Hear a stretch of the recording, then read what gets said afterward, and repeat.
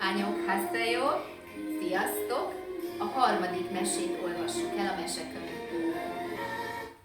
A címe Aranybalta, ezüstbalta.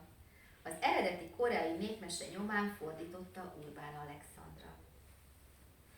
Egyszer, valamikor, réges-régen élt egy szegény, de becsületes favágó. Minden reggel kiment az erdőbe, és napkeltétől napnyugtáig szorgalmasan dolgozott, hogy a családjának meglegyen a mindennapi betevője.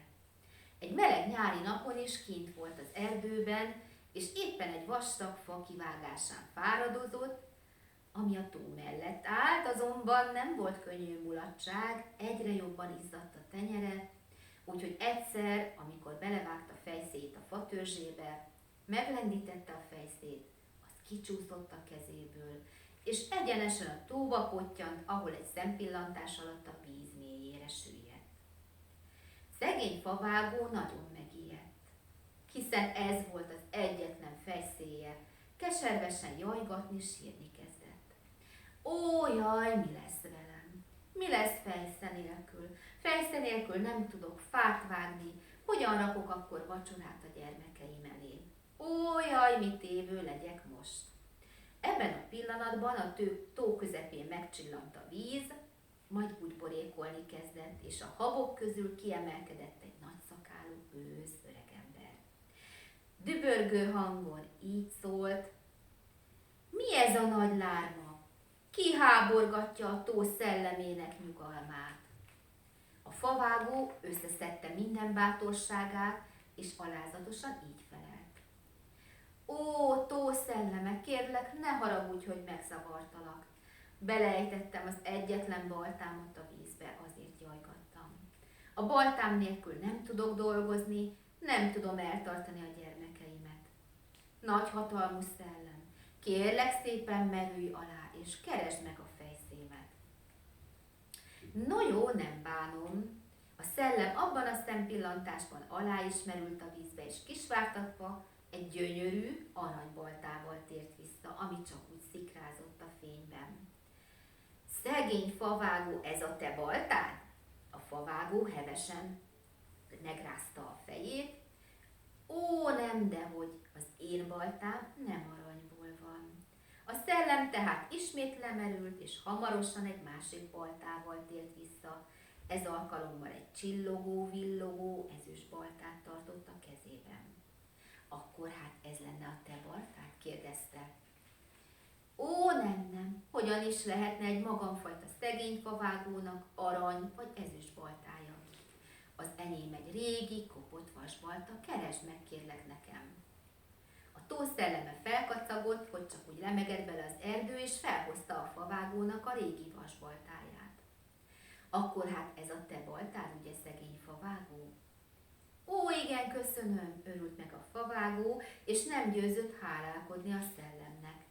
Az ősz öregember így szólt hozzá: nincs miért hálálkodnod nekem, szegény favágó, sőt, mivel szegénységedben is becsületesen viselkedtél, megjutalmazlak.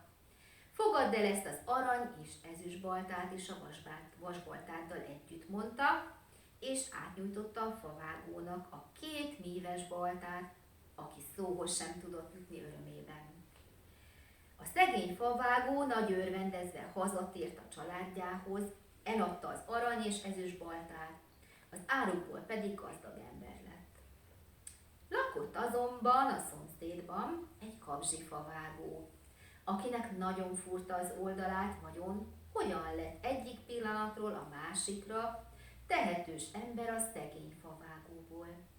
Egy nap ezért elment hozzá, kifaggatta, a becsületes favágó pedig mindent elmesélt neki.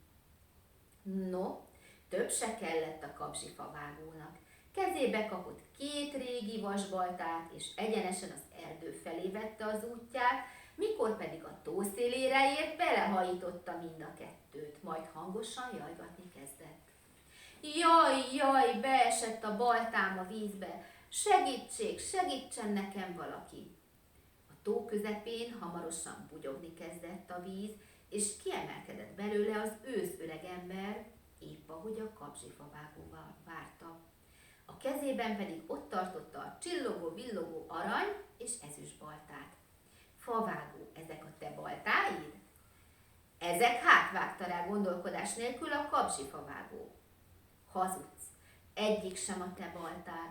A te baltáid vasból voltak, de most már azok is örökre a tó mélyén nyugszanak, majd kiáltott fel dördületes hangon a tó szelleme, és egy szempillantás alatt örökre eltűnt a habok között.